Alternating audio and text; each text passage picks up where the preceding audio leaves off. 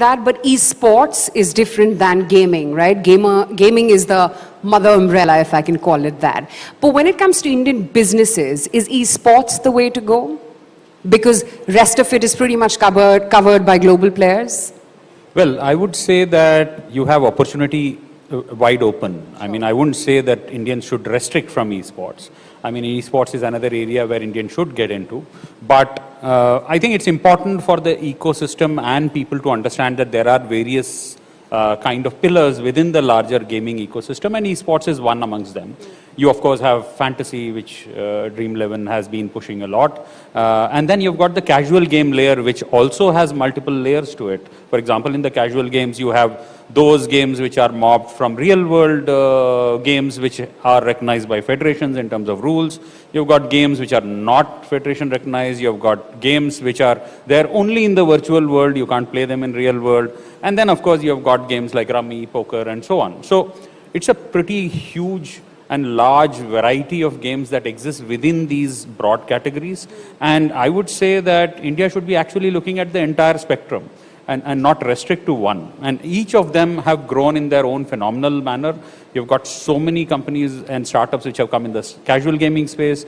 You've got plenty of them coming in the fantasy space and so on.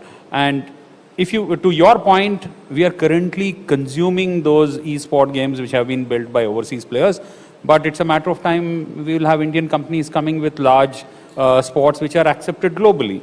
So, in fact, if you look at the AVGC and the initiatives which the government is pushing, it has to trigger, I mean, we are, I keep telling this, we in the startup ecosystem, we are a producing economy and a consuming one.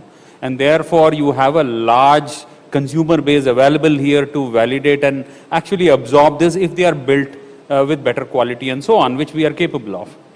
So my take would be that India should look at all the streams, India should work towards all of it and enable that ecosystem that will create livelihoods and a $1 trillion economy that is being expected from this space. So if you look at livelihoods, again, it was already mentioned, but you have plenty of careers now developing about this new age economy that includes even coaches who are training people on how to play games.